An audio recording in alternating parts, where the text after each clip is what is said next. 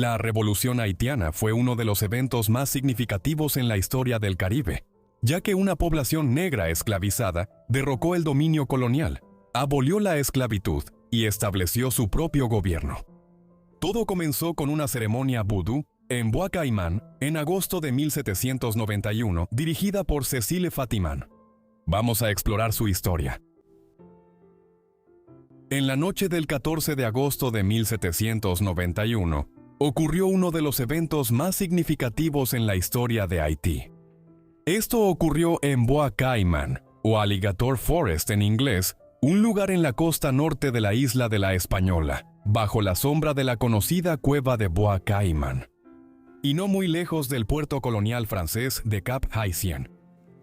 El lugar elegido era simbólico y habría parecido alentador para quienes asistieron al evento a la luz de la luna en la noche del 14 de agosto. Esta fue una ceremonia vudú, presidida por una joven sacerdotisa vudú o mambo llamada Cécile Fatiman y un líder esclavo llamado Dottie Boukman. Miles de esclavos de la colonia francesa de Saint-Domingue, que corresponde a lo que hoy es Haití, estuvieron presentes mientras Fatiman y Boukman llevaban a cabo la ceremonia. Boukman dirigió los eventos al principio, dirigiéndose a la multitud y suplicándoles que, cito, desechen la imagen del Dios de los blancos que tiene sed de nuestras lágrimas. Escuchen la libertad que habla en todos nuestros corazones. Luego Fatiman se adelantó y comenzó a bailar entre la multitud. Más tarde, los relatos sugerirían que ella había sido poseída por el espíritu de Erzuli, un espíritu del vudú, después de lo cual sacrificó un cerdo criollo cortándole la garganta. A los presentes se les untó sangre del cerdo en la frente, aunque otras fuentes afirman que los asistentes tuvieron que beber la sangre como juramento a su causa. Este fue el comienzo de una revuelta contra el dominio colonial francés, que resultó en la Revolución Haitiana. Entonces, ¿quién era esta joven sacerdotisa mambo que supervisó la ceremonia que inició todo esto? Desafortunadamente, se conocen muy pocos detalles de los primeros años de vida de Cécile Fatiman. Incluso hay un debate sobre dónde nació ella. Algunos relatos afirman que ella nació en África Occidental y fue esclavizada y transportada a través del Atlántico al Caribe a una edad temprana, pero estos relatos casi con certeza son incorrectos. Dado la manera en que ella estaba integrada en la cultura esclavista de Saint-Domingue, a principios de la década de 1790, su papel en la ceremonia de Bois Caiman y su edad en ese momento, es más probable que Fatiman haya nacido en La Española. Además, su nombre Cécile indica que nació en una plantación esclavista francesa. Una teoría especulativa sobre Fatiman sostiene que en realidad era mestiza y que fue hija de una esclava nacida en África y de un colono en Saint-Domingue, cuyo apellido era von Neuhoff.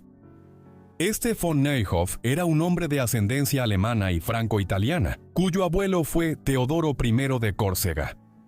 Teodoro tuvo una vida pintoresca. Él era hijo de un noble alemán de bajo rango, y durante un tiempo fue soldado, diplomático y luego coronel. Viajó por toda Europa y, brevemente, se autoproclamó rey de la isla mediterránea de Córcega en 1736, varias décadas antes de que esa isla se convirtiera en parte de Francia. Esta teoría también especula que Fatiman era un nombre derivado de su segundo nombre, Atimán, y que su verdadero apellido en realidad era Croaca de Ride, lo que haría a Cécile pariente de Marie-Louise Croaca de Ride, quien se convertiría en reina de Haití en 1811. Algunos van más allá y afirman que ambas tenían la misma madre y en realidad eran hermanas. Esta es una teoría de origen interesante pero altamente especulativa. Otros detalles de la vida temprana de Fatiman tienen bases más sólidas. Descrita como una mujer alta, con ojos verdes penetrantes e impactantes, tenía el cabello largo y fino, y debió de tener una tez más clara de lo que era típico entre la mayoría de las personas esclavizadas en La Española en ese tiempo, considerando la teoría posterior de que era de raza mixta. Se cree que nació en 1771, así que solo tenía 19 o 20 años en el momento de la ceremonia en Bois Caiman. Por lo tanto, su formación como sacerdotisa mambo del vudú comenzó a una edad temprana, cuando aún era adolescente o quizás incluso más joven. La religión vudú surgió en la española como una fusión de las tradiciones religiosas de África Occidental y el catolicismo romano de los franceses y los españoles en la isla. Para el siglo XVIII, cuando Fatimán fue entrenada como sacerdotisa, era una religión importante allí a la que adhería la mayoría de la población esclava. Como mambo, Fatimán tenía varias funciones. Estas incluían dirigir rituales vudú, realizar iniciaciones para nuevos sacerdotes o sacerdotisas, predecir el futuro, interpretar sueños, lanzar hechizos, crear pociones, curar a los enfermos y servir como recipiente para la posesión por los espíritus de la religión, como ocurrió esa noche en Bois Caimán, en 1791.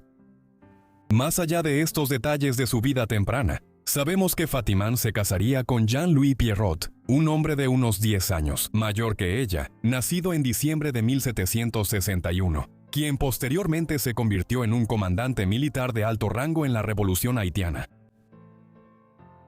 Fatimán fue fundamental en 1791 para el inicio de uno de los eventos más significativos en la historia de Haití y, de hecho, en la historia más amplia de todo el Caribe. Durante más de 200 años, las Indias Occidentales habían sido el epicentro del comercio atlántico de esclavos. Se podían obtener enormes ganancias aquí con el cultivo de caña de azúcar y la producción de azúcar para los mercados europeos. Sin embargo, como los pueblos indígenas del Caribe habían sido prácticamente exterminados en el siglo XVI por enfermedades europeas como la viruela y el sarampión, los españoles, holandeses, franceses y británicos transportaron a millones de esclavos al Caribe para proveer mano de obra en las plantaciones de caña de azúcar. Esto significaba que, para el siglo XVIII, la gran mayoría de la población de las islas era de ascendencia africana y solo esperaba la oportunidad para liberarse de sus cadenas cuando se presentara. En Haití, que en ese momento formaba parte de la isla de la Española, controlada por Francia como una de sus colonias en las Indias Occidentales, conocida como Saint-Domingue. Esa oportunidad se presentó a principios de la década de 1790, cuando la agitación se extendió por Francia durante la Revolución Francesa. Fue en estas circunstancias que Fatimán supervisó la ceremonia vudú en Bois Caimán en 1791. El papel de Fatimán en la Revolución Haitiana posteriormente solo se conoce parcialmente. Sabemos que dentro de una semana después de la ceremonia en Bois Caimán, cientos de dueños de esclavos franceses en toda la isla habían sido asesinados y la mayoría de las plantaciones estaban siendo tomadas por los esclavos. Después, la región bajo su control fue renombrada como Haití y se organizó bajo la administración de la población anteriormente esclavizada, con más de 100.000 esclavos ahora liberados. Miles de dueños de plantaciones fueron masacrados en los meses siguientes. No tenemos detalles precisos de sus movimientos en ese momento, pero podemos especular que Fatimán permaneció cerca de quienes lideraban la revuelta, hombres como Jean-François Papillon, Georges Biassou, Jean-Jacques Dessalines y Toussaint Louverture. Su esposo, Jean-Louis Pierrot, también se convirtió en un comandante destacado en la rebelión, así que ella habría permanecido cerca tanto de los líderes políticos como de los militares. La revolución tuvo muchos altibajos durante la década siguiente y más allá. Primero, el gobierno francés efectivamente se puso del lado de los rebeldes al abolir la esclavitud en sus colonias. Luego, los enemigos de Francia, Gran Bretaña y España intervinieron en la española a mediados de la década de 1790, pero a finales de la década de 1790, los rebeldes, que estaban cada vez más liderados por Toussaint Louverture, habían asegurado el control de Haití. Napoleón Bonaparte intentó retomar el control a mediados de 1800, pero una nueva guerra llevó a que Haití asegurara su independencia y emergiera como el primer país libre de antiguos esclavos en América. El papel de Fatimán en las primeras etapas fue sumamente significativo, y podemos especular que continuó desempeñando un papel tras bambalinas a lo largo de todo el proceso. Después de la independencia, Haití fue proclamado un imperio bajo Jean-Jacques Dessalines. La gente tenía esperanzas, pero el país estaba dividido políticamente. El imperio fue de corta duración, ya que en 1806, Dessalines fue asesinado en un golpe de estado. Haití quedó entonces dividido en dos regiones, controladas por regímenes rivales, con el presidente Henri Christophe gobernando el estado semifeudal del norte de Haití, y Alexandre Pétion gobernando la más tolerante República del Sur de Haití. En 1811, Christophe se proclamó a sí mismo como el rey Henri I del estado de Haití, pero era sumamente impopular. Después de sufrir un derrame cerebral y con el apoyo a su gobierno disminuyendo, se suicidó en 1820.